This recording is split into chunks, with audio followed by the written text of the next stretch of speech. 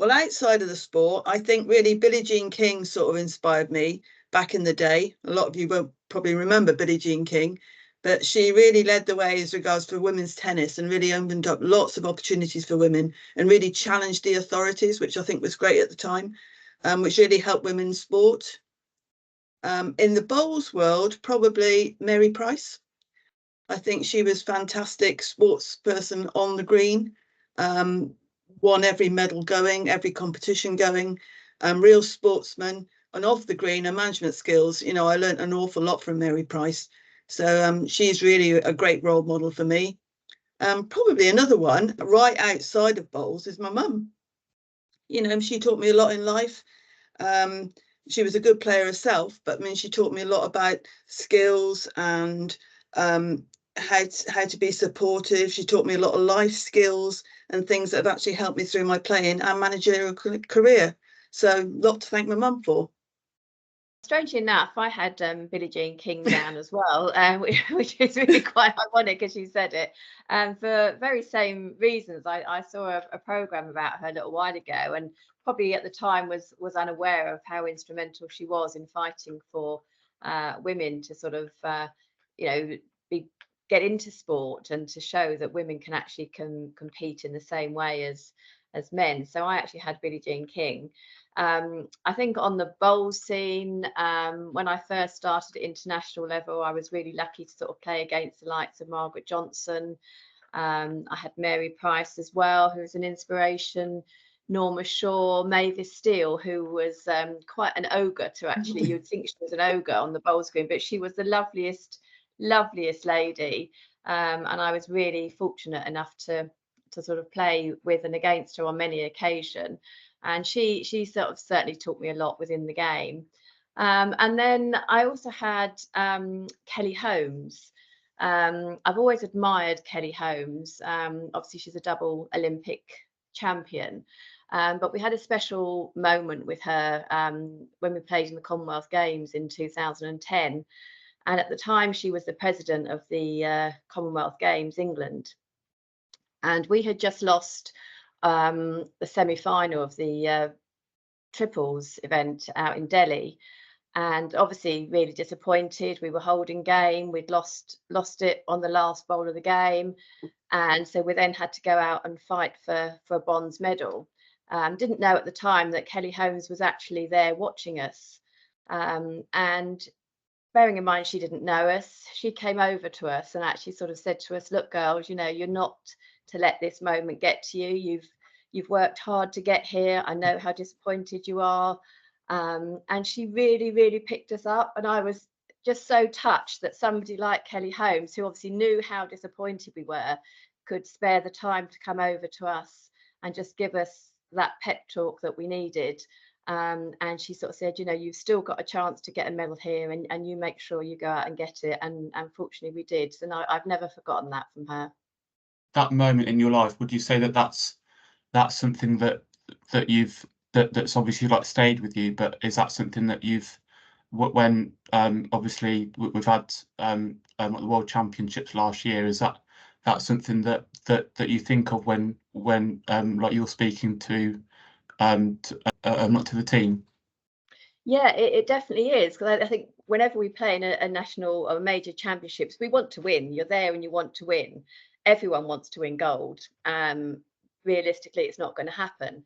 And I think, you know, when you get to a championship like that, you know, and you lose out on gold, you then got to fight to, you know, if you go home with a bronze medal, you're still going home with a medal. It's still a great achievement. It may not be the colour you wanted when you set out.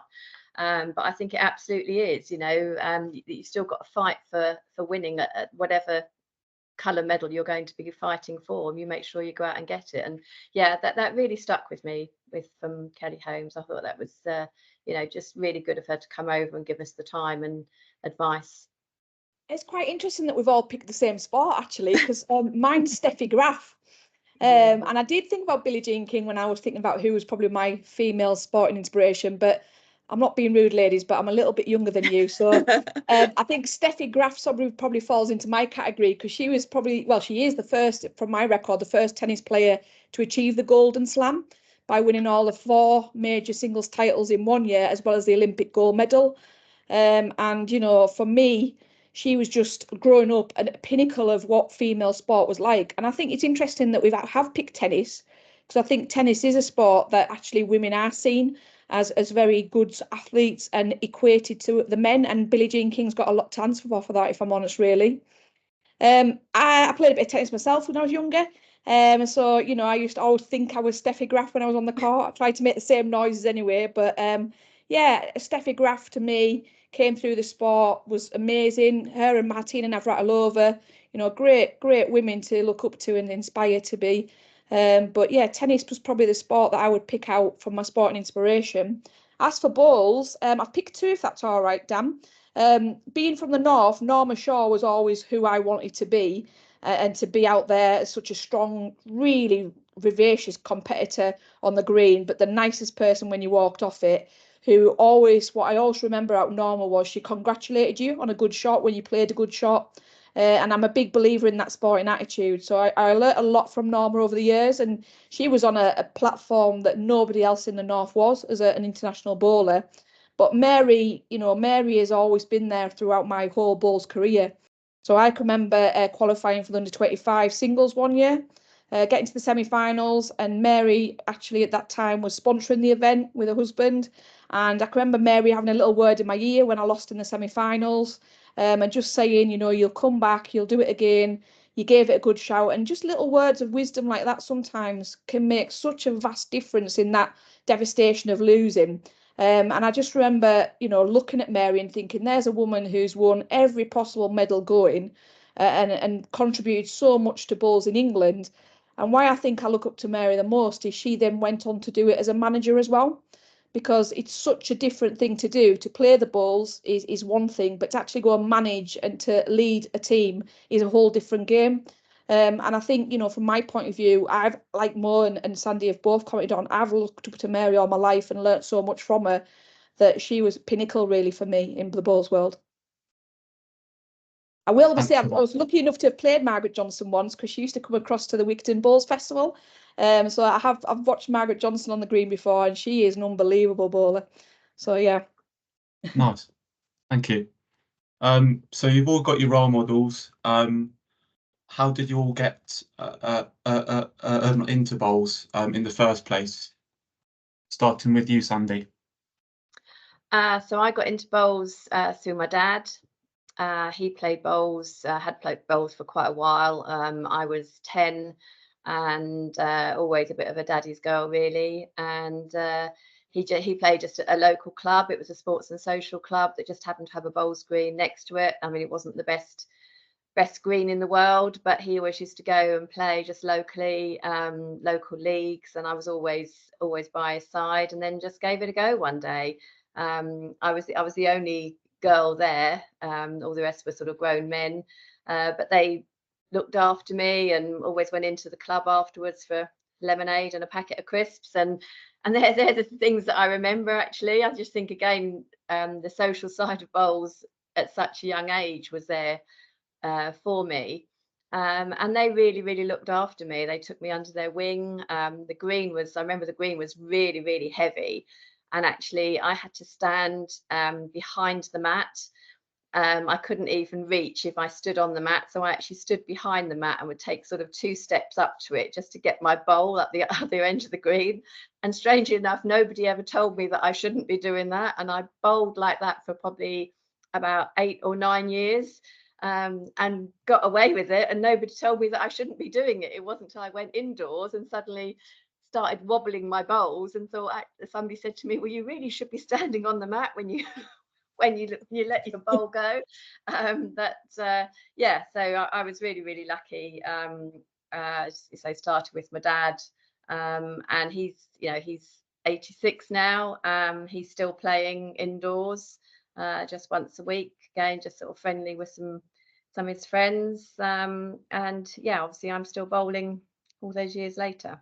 Mo? Well, I sort of fell into bowls by accident, really. I mean, before I had my daughter, I was still playing hockey, stool ball, because I was living in Sussex at the time, for those that know the game of stool ball. So I was still playing sort of a lot of ball sports. as I had done, you know, in all my life. But having had a baby, obviously you have to sort of slow down a bit, and you can't be doing the things that you want to do, pushing a pushchair. But I went round to the green one afternoon and watched my parents playing, both good, really good county bowlers. And they were just having a roll up, and Dad said, come on, just, you know, the pushchair's fine. We can watch her on the side. Get this in your hand, see what you can do. First bowl, right on the jack. And I thought, this is something I could probably do, especially with ready-made babysitters. It was just the ideal sport for me to take up, really. And the club were fantastic at Ilminster. You know, they sort of accommodated the fact that I was working part-time. I had a young baby. You know, I had lots of people offering to look after Catherine while I was on the bowl screen, and they really encouraged me to play. Yeah, and it just sort of hit on from there, really. And how important was it to you to have that support from your family and from the club when you first started? Oh, massive, massive. You know, with a young baby, you can't just sort of, especially with that particular time when women's bowls were all played in the afternoon. So I couldn't rely on waiting until my husband came home to go and have a game of bowls. I had to have people there in the afternoon that would sort of step in for me. And they were really good. I mean, luckily things have changed for women, thank the Lord. You know, we're allowed now on the greens in the evenings and to play when we want to play. But back in the day, it was more difficult. So really the social side and the help and support given by the club really set me on my path. Without them, I wouldn't be where I am today. Yeah, a very similar pathway I think we've all had. So I started in 1985 at the age of 10. And it was just a natural progression, really, because by then Dad was playing. He was the first person to try it. Then Mum went along and she played. And then my brother went along and he played. And at that time, I was probably sat on the park bench, like you say, having a lemonade and a packet of crisps, watching them play. Because there was a rule that you had to be 10 before you could actually play in those days. Got to 10, couldn't wait. And then we made a natural mixed four. So it became our social activity as a family. We entered lots of mixed four competitions, tournaments on a weekend. I don't mind admitting the highlight for me was probably the buffet afterwards. I used to always look forward to what food we were going to get. And if I was really lucky, some competitions locally, you know, if we're playing at Port Carlisle, a little village on the coast, you went to the local pub across the way for a pub lunch. That's what you did afterwards. So, you know, I loved the game. My dad at the time was the greenkeeper at Wigton Bowling Club. So Sunday mornings, me and my brother would be down helping Dad, trimming the edges, collecting grass, putting the cuttings behind, ready for, you know, made into some good compost, and putting mats and jacks out and laying the green out ready for the next game. Putting strings on in those days. We used to put the string the green for my dad, me and my brother. So it was just a huge part of our family life, really. And as you say, it's such a sport that you can associate socialising with as well, that it very much still is part of our family, Wigton Bowling Club. And, you know, I often do wonder what would have happened or where I would have been if we hadn't had that in our life. So, yeah, family route, just like a lot of people talk about. Brilliant. And so moving on to thinking about your like your time in bowls overall, what are each of your biggest highlights during your time? Nicola, we'll start with you on this one. Okay, so there's so many, if I'm honest, Dan, and it's a vast range. It can be little wins one day as a club member, a club bowler, or it can be qualifying for the nationals for the first time, which was 1996 for myself. You know, a massive moment in my life was getting my England debut in 2013. But if I'm really honest, my gut instinct of my biggest highlight's been winning the national triples. Because that year my mum substituted for us because my normal playing part of my squad, Jackie, she was having some cancer treatment.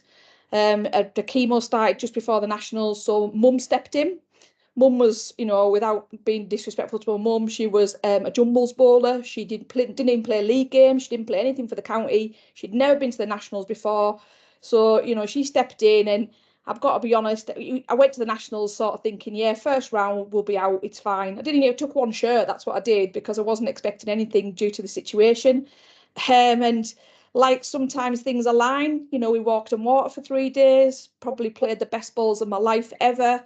You know, I was so proud of my mum, who was so nervous, and I never dared tell her how far we were getting through the competition. And it was only when we got to the semi-final stage, I think she sort of put 2 and 2 together and realised where we were. And then I can remember walking away before the final and putting myself away under the tree, under B Green as it is now, and just sitting under the tree on my own and try and pull it together, because I couldn't comprehend where we'd got to on the run we'd managed to put together. So I'm really proud to say that to win the national triples with my mum and Eleanor Gass has got to be the highlight of my career in the circumstances it was in. It was a very emotional speech that I delivered afterwards, just to think of Jackie, who was going through that treatment at the time. And we went to Jersey the following year in the British Isles. We managed to get the silver. I think I tried to dead end it 4 times on the final ends at Jersey just to get a chance of winning it, but we weren't going to make it. But I was proud again that they both managed on that artificial green to come away with a silver medal in the British Isles as well. So yeah, it comes down to personal moments, doesn't it? My screensaver on my computer is that moment of winning the national triples. It still is, 11 years later, because I know that under the situation we were in, it was just a remarkable achievement. So yeah. Great memories. Brilliant. Sandy?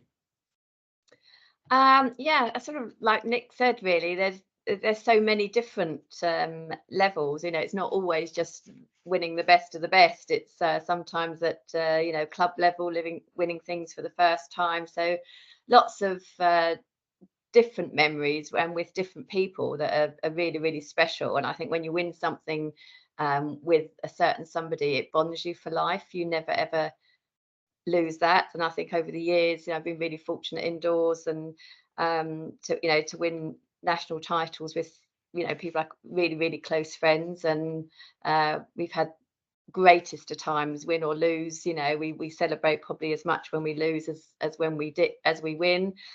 Always make sure we celebrate. I think it's a real must for us, and that is part of us.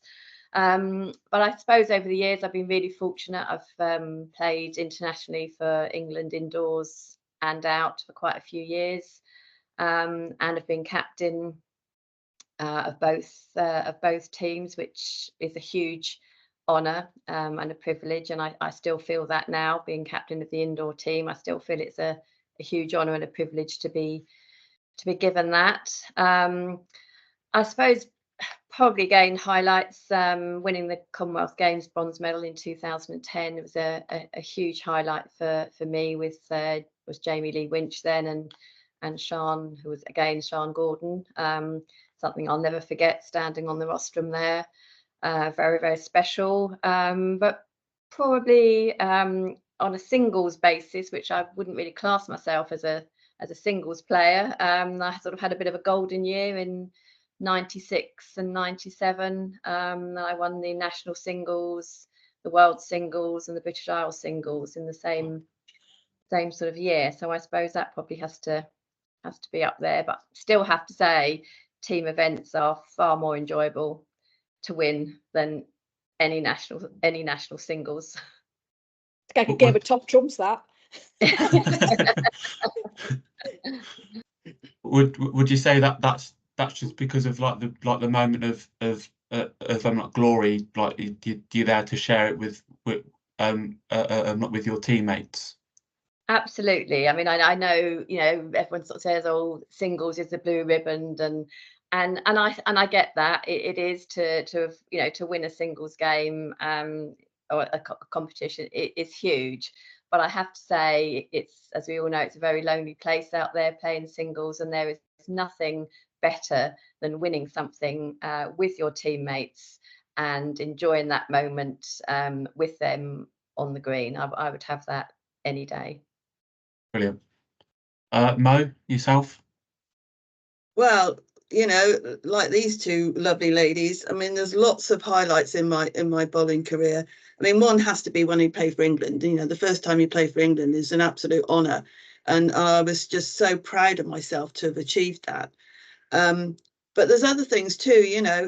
We were probably my pairs partner and I were the first players to win wearing trousers. When the dress code changed for women, that actually helped encourage women into the game, which I think is really important.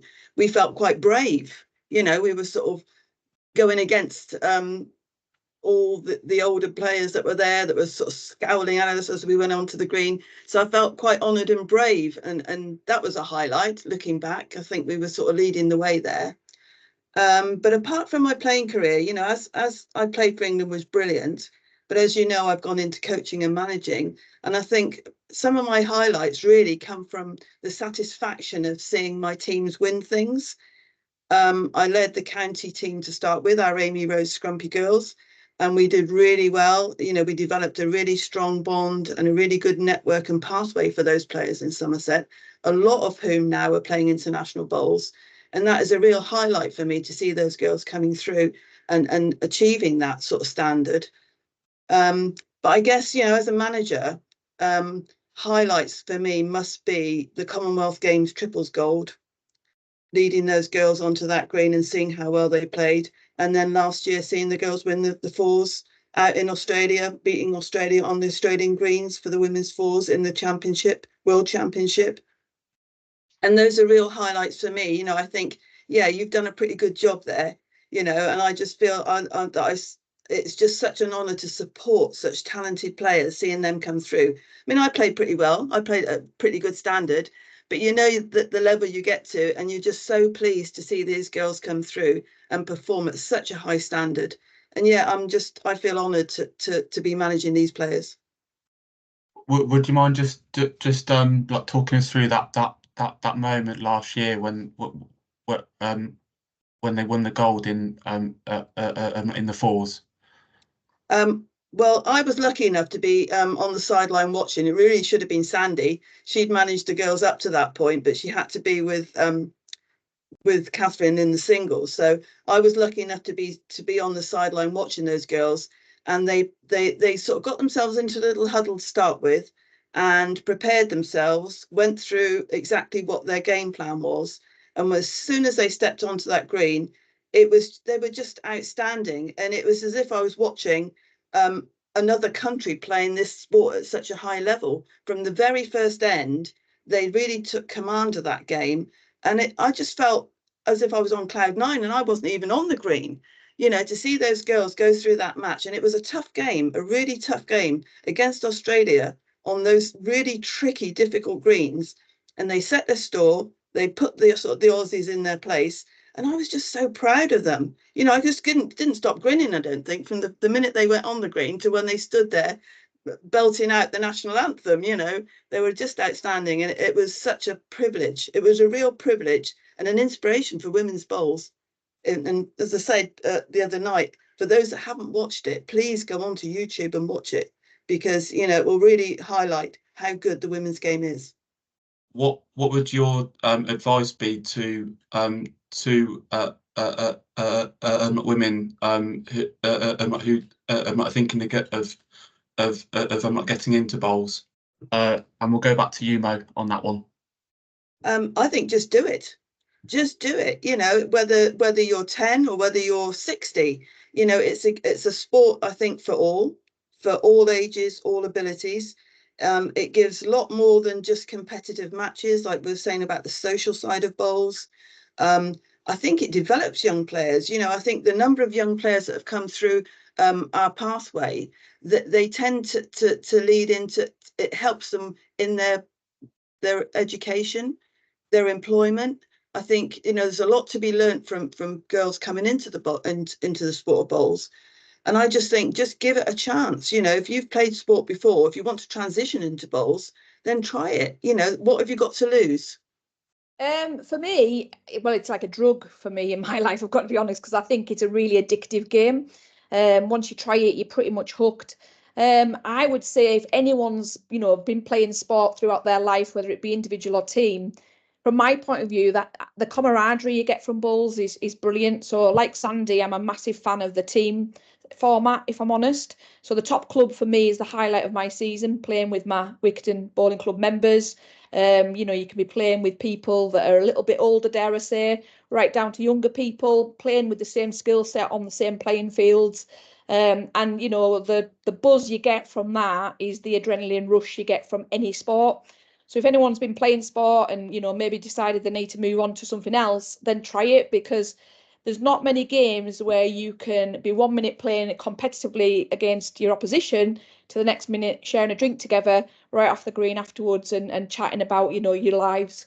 I think bowls is great for mental health. I think, you know, getting outside, I know myself that I miss it in the winter, being outside and being amongst people, chatting.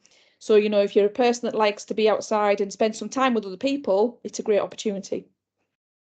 Great. Sandy? Yeah, I mean, just to give it a go. I mean, it really is an easy game to actually sort of start, you know, to find a local club, possibly even go with a group of friends might be, you know, more fun to start with people that you actually know and in your own social group, and go as a group rather than perhaps just an individual popping into a club, people of similar age. And then I think, you know, you'll naturally integrate into a club sort of better when there's a few of you there. But I think once you're in, all bowls clubs are so friendly. They just welcome anybody. I've always said, you know, women wouldn't particularly go into a pub on their own, but you would go into a bowls green, whether it be indoors, outdoors. Women would just walk in on their own, and straight away there's always somebody there to chat to.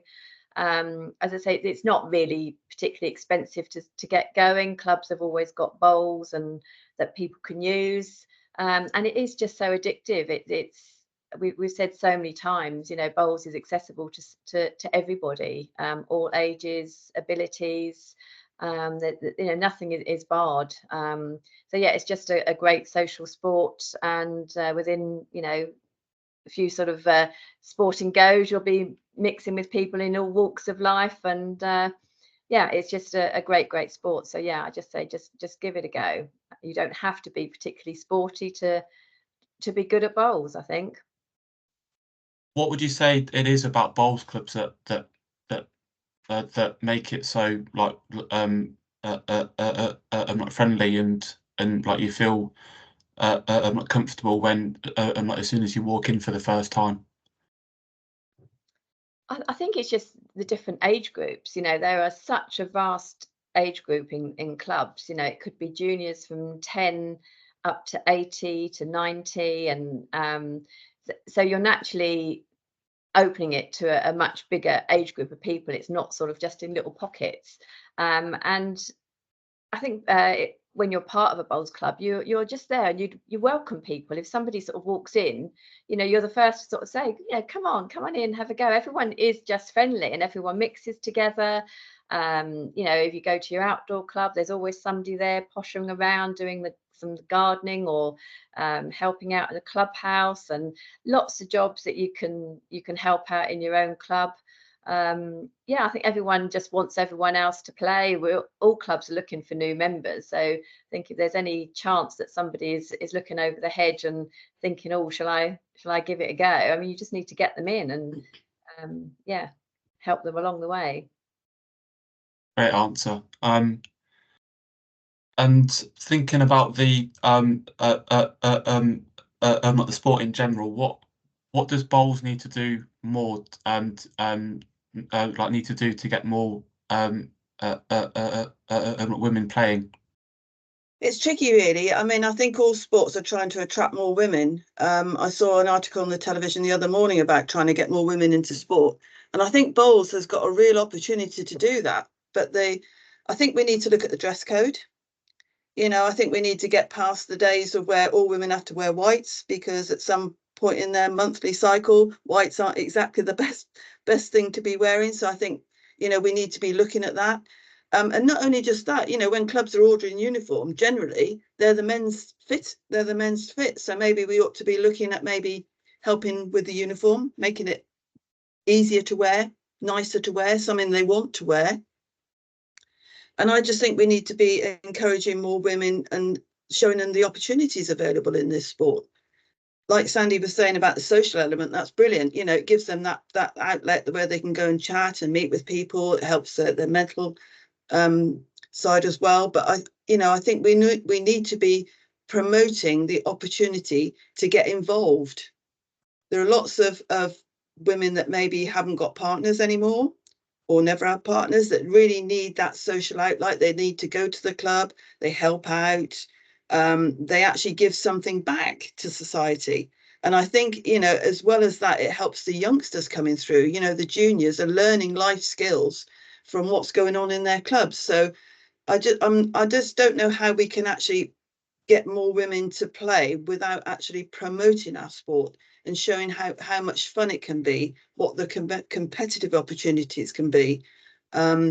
Maybe we need to be looking at maybe different formats to make it simpler for those young mums that have got babies, work life, family life, homes to run, making it easier for them to come and play.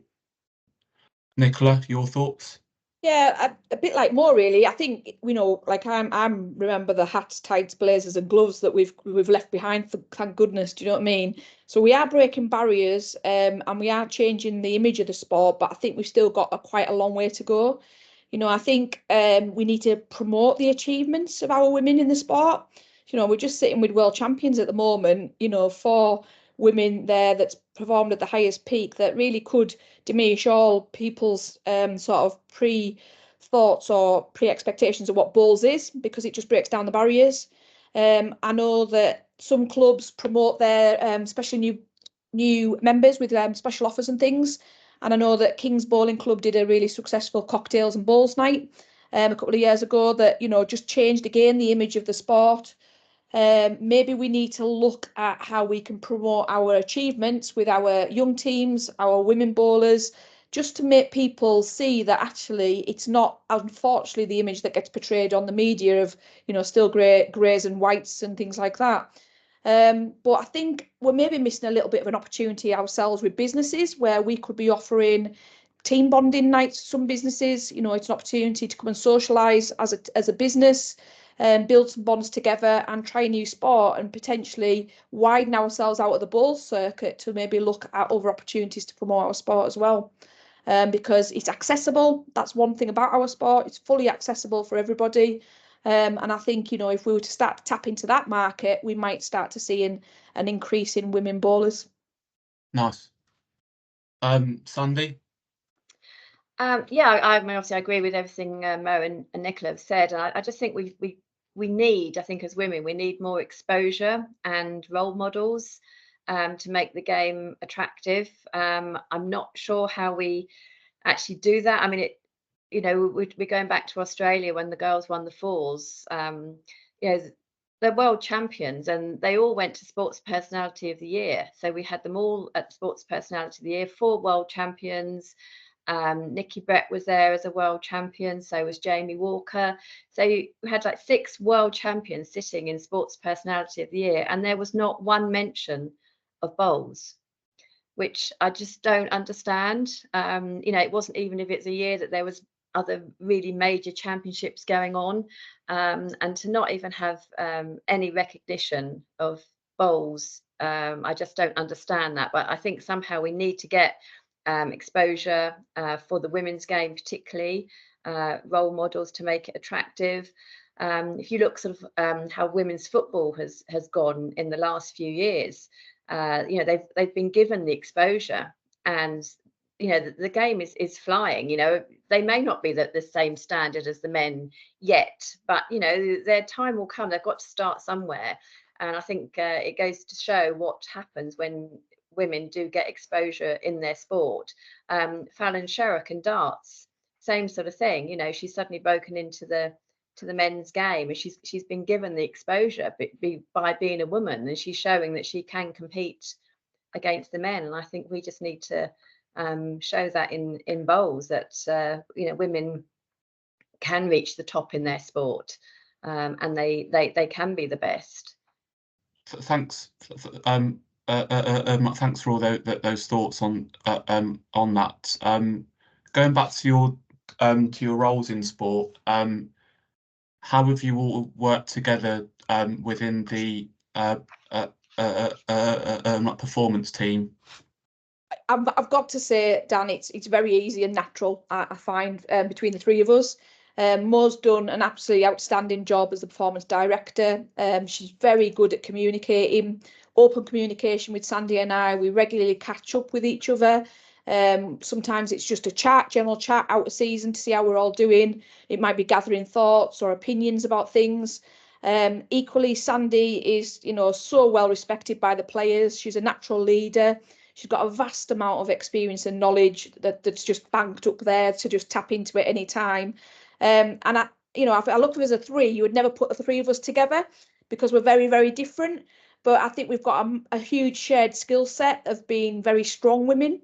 We're very highly organised individuals, and we're not quiet, so we will speak up when we need to.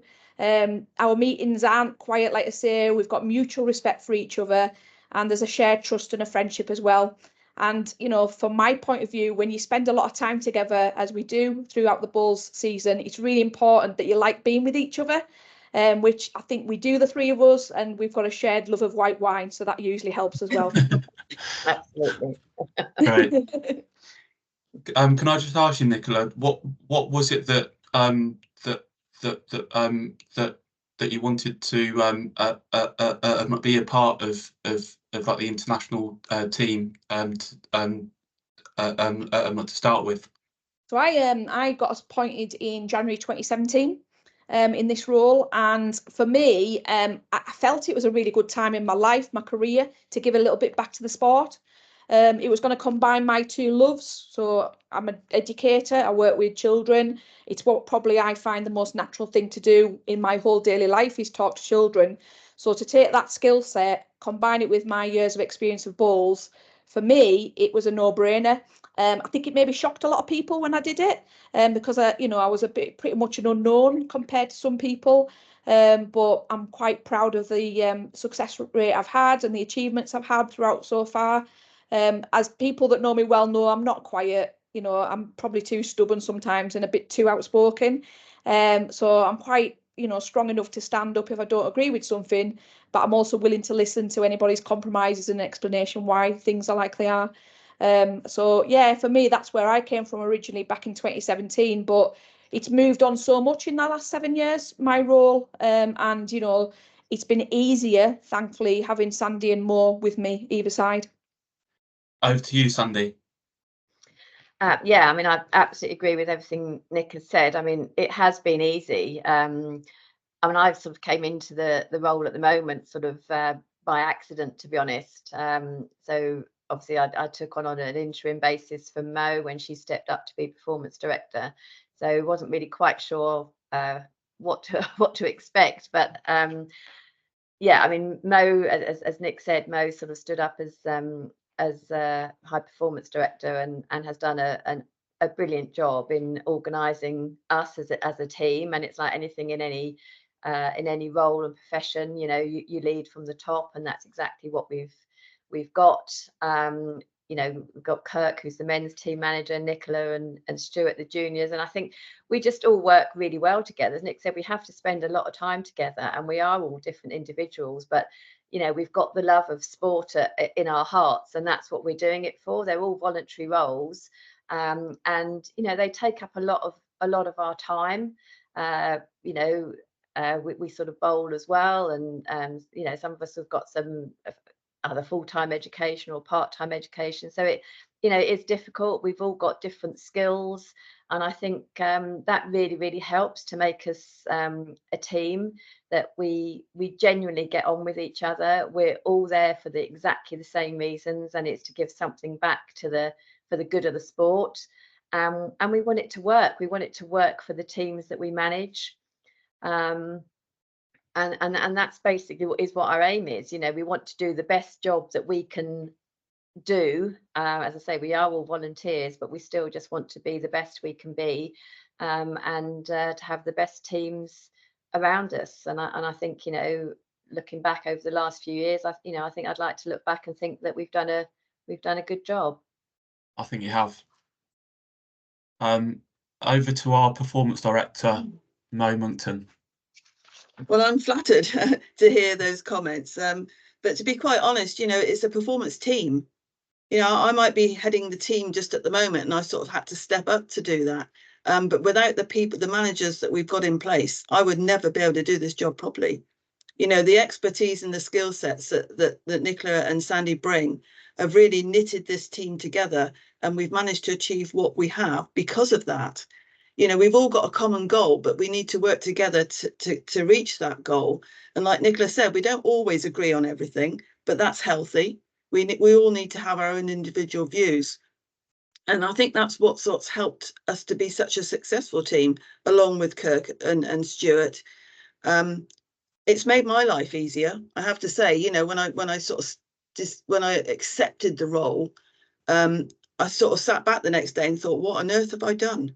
What have I landed myself in? But having Sandy and Nicola by my side, I feel I've had the confidence to actually go out and do it. I know I can ask them and trust their judgment, trust their skills, and it is just one huge team effort. And long may it last.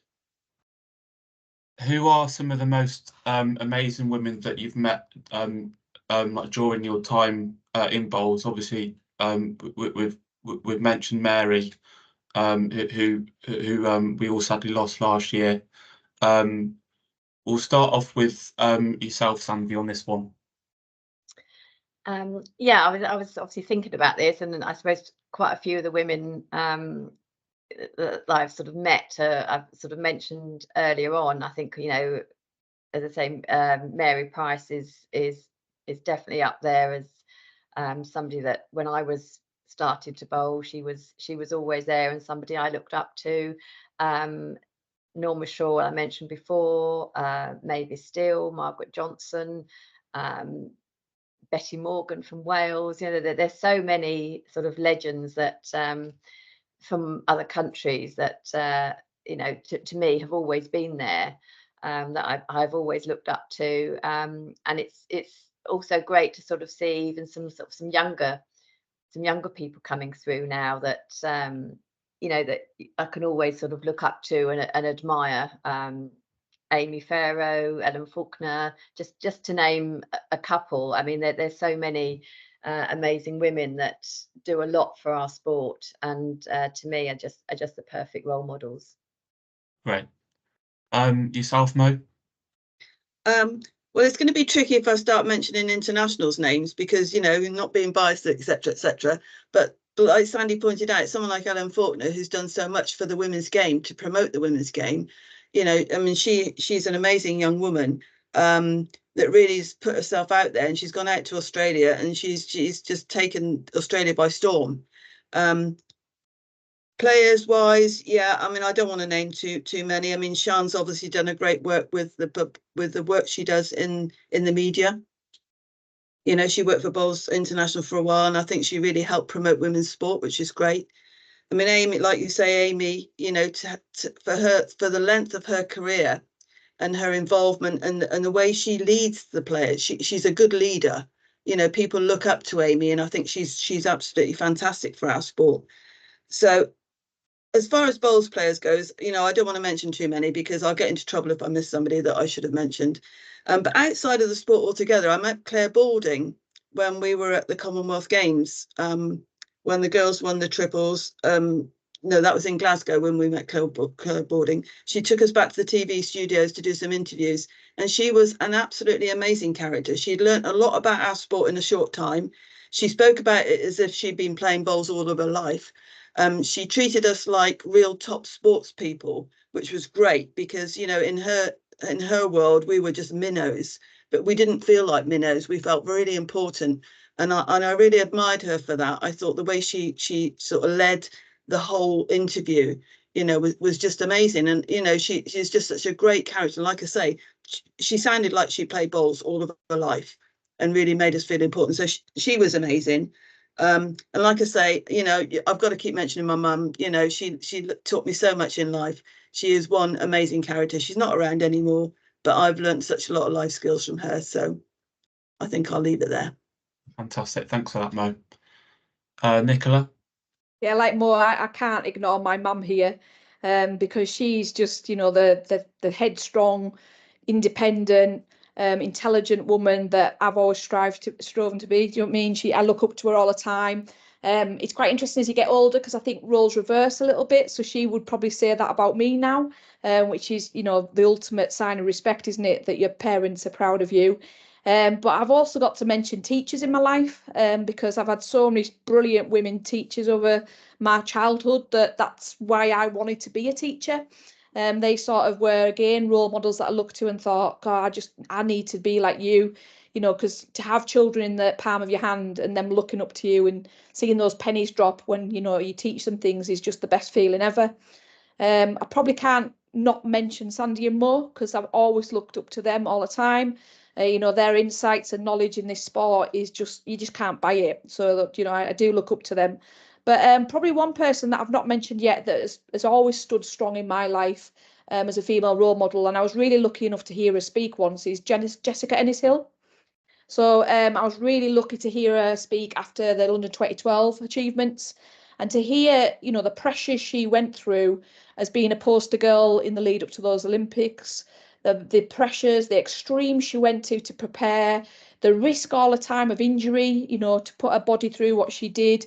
And, you know, I always hope I'm described as a bit of an all-rounder, because I'll try anything. There's a joke in school that I'm the fixer of everything. And I will try and have a go at anything, you know, whether it's a bit of DIY myself at home or, you know, it's sorting things out or whatever. And I see Jessica in sport as the all-rounder by being a heptathlete, being able to apply herself to all those different individual sports, to me is just fantastic. And to hear her speak, if you ever get the opportunity, she is a very inspirational woman. Is there anything that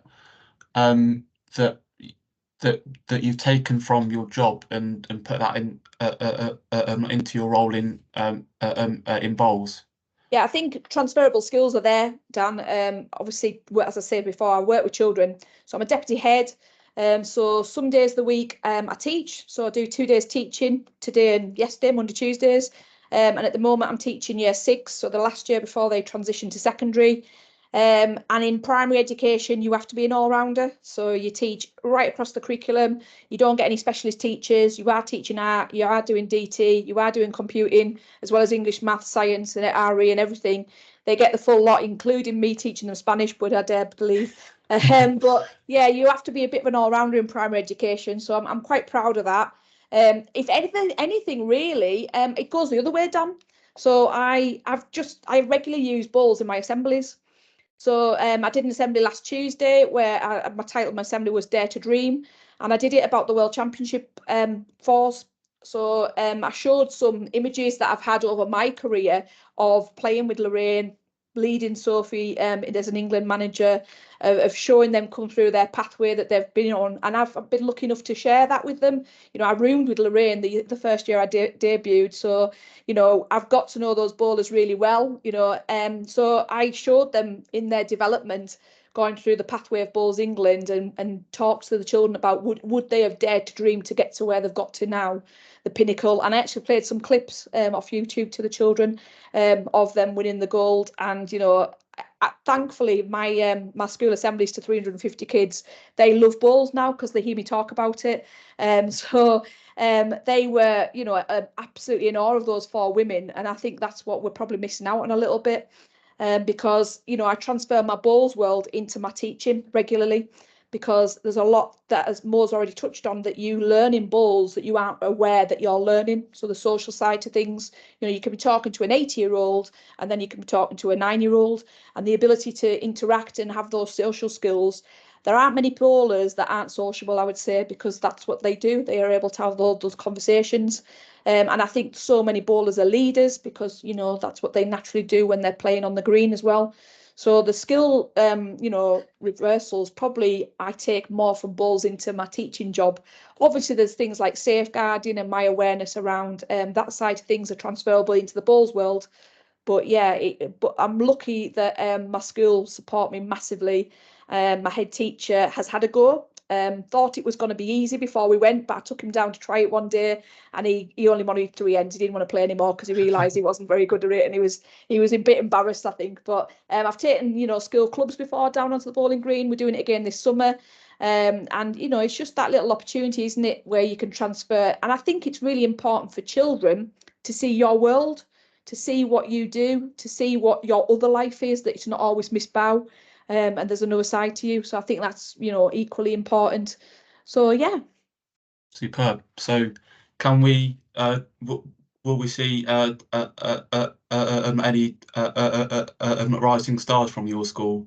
I would hope so, anytime Dan. soon? You never know your luck. You never know your luck. How do you balance your role in bowls playing bowls and teaching? Yeah, well, I always remind myself, first of all, Dan, that this is my choice. So Yeah. we have a motto in school that you're the driver of your own life and you make decisions and you're in control. So I've chosen this pathway. I've chosen to do this job. So, you know, Mo and Sandy now know that. So when I'm moaning, they can say that to me. But I'm a bit of a freak on organisation, if I'm honest, Dan. I am ultra organised. So I can tell you already what's happening next week because I've already know that in my head, what's in the diary and what's coming up. So I am ultra organised. As I said already, my school are fantastic. They're really good as long as I can get the dates that I'm needed to work for Bowls England. And I do call it that work because it is a job. So I refer to it, you know, that I'm working that weekend for Bowls England because that's what it is. The great thing for me is, and I think this is why my head teacher supports it, is he recognises it's a stress release for me. So working intensely in education with some challenging roles, really, because I work in a school that's got a lot of deprivation and a lot of challenges, that actually having the escape of being outside, because I do recognise that I'm a person that likes to be outside, giving me the new challenge of applying my skills into the bowls world has helped me with my stress levels, if I'm honest. And like I sort of touched on already, it was time for me to give something back to the sport. You know, I've gained a lot in the 39 years I've played bowls. I've been lucky enough to achieve lots of things, but also just experience amazing friendships. So I think it's so important now that I do give a little bit back. There's a lot of juggling goes on. There's a lot of late teas. There's a lot of marking sometimes very late at night. But that's my choice, and that's what I remind myself about regularly. On the sort of negative side, I think Sandy's already touched on it. We are volunteers. And, you know, I do get a little bit frustrated with social media world because sometimes comments on there can be quite disheartening. And at the end of the day, we are volunteers. We do give our time freely. We can all make mistakes, let's be honest. And, you know, I think sometimes people just need to think twice before they hit the keyboard. As I say to children, if you can't say it face to face, don't do it online, because that's what I think is what's really important that people need to remember. But that all quickly gets forgotten, if I'm honest, Dan, because when you walk out with your team, your England shirt on your back, the national anthem's playing, then you forget those miles that you've travelled on the M6 and the time that you've sat in the car and the negativity and all the emails that you've had to try and sort things out in between, or meetings or late nights. Because for me personally, I didn't think this was possible, but I get more of a buzz from managing than I do from actually playing, which I genuinely didn't think was possible, because you can't control necessarily what's going to happen on that green. You can do all the preparation, you can talk to the team, you can give them advice, you can give them knowledge, but I don't deliver that ball. And there's got to be an element of massive trust there when you say to them, go for it. And I think that's our biggest job as managers, is to instill that belief into the team, which I hope we've done a lot of. Superb. Thank you for that. One final question for you all. How do you balance your family life with bowls? Starting with yourself, Sandy. It's very difficult. Yeah, it is difficult to juggle it all. Obviously, you know, we've got lots of bowling commitments, whether it's actually bowling myself, physically bowling, or now as a manager, there's lots of dates that just go in the diary. I think, you know, got to be extremely organised, and have your dates worked out in your diary. And I think quite often family and friends don't quite understand when you sort of say, oh, I'm playing bowls or I'm away that weekend. They just sort of think, oh God, you know, she's playing bowls again. But, you know, they don't understand that the commitment is there. And once you're committed to, whether it's be playing it, you know, in any sort of competition or as a manager, you just can't, you don't have a choice. You can't get out of it. And obviously in bowls, there are so many set dates that you just don't have a choice over. And I'm sure, you know, I speak for all of us, over the years, we've all missed out on family occasions, you know, which is difficult. And there are times I think that we should have been to family occasions and we've actually missed them because of bowls commitments over the years. But again, that's what we do. But yeah, I think it's just about trying to be organised to arrange your own diary, and put all your bowls dates in your diary, and try and work it out. And it's easy sometimes to miss out perhaps on, say, on your family life, and we all know that really is important, and probably something we should all think about sometimes a bit more. Make sure that we do have a well balanced life, because I think we all need a well balanced life, you know, in our world. But yeah, I think we'd all agree that it is difficult, and we probably all struggle along the way to get that perfect balance. But yeah, we do what we can do. Great. I actually missed my my wife's birthday last year, so I wasn't in the good books that day. How about yourself, Mo? Well, I thought it might be easy now I'm retired. I thought I'll have all the time in the world to sort of balance and make it an easy little life for me. But it's far from it. You know, I mean, the job I'm doing is almost full time. You know, I'm on the computer every morning, you know, at least every morning for 4 hours. I do try and balance it, but it's really tricky when you're working with the Bowls England office staff who are working during the day. The volunteers and the players are generally nights. So you find that you're sort of answering emails at 9 o'clock in the morning, and you're still answering emails and taking calls at 9 o'clock at night, because you're dealing with such a diverse group of people. So sometimes I just have to say to myself, right, you just got to switch off. You know, you just got to have a day when you're not on your computer, or you're just not answering your telephone. But it is hard, you know, because I'm a bit like Nicola, and Sandy, you know, if someone's there to be done, I do it. You know, I don't put things off. If jobs need to be done, you have to do them. And it is tricky. I just find I'm not giving myself enough time to play bowls anymore. And my club are probably regretting that. They keep asking me to play, but I'm either away with the teams or having to do Zoom calls and meetings with people. But it's a tricky balance, even though I'm retired. And unfortunately, my husband passed away. So I should think I've got all the hours of the day to be doing this job, and it should be, you know, really simple.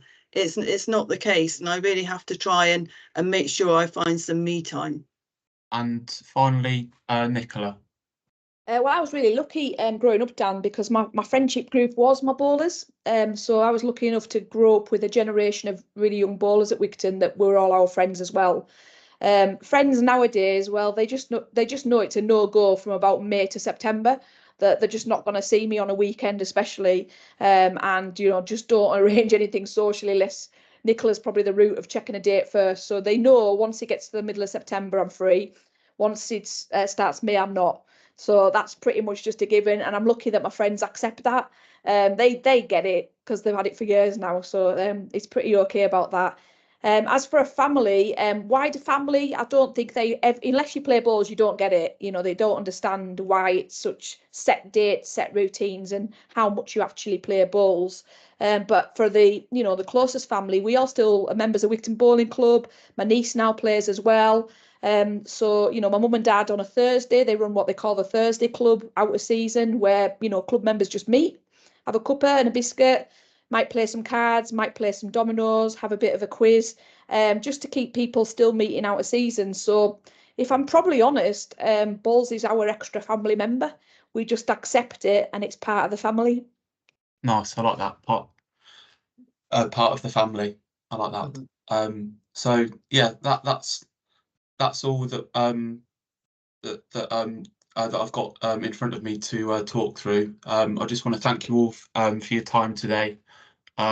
You're all doing brilliant jobs for England. So as I said earlier, keep it up. And again, thanks for your time today. No worries. Thanks, Dan.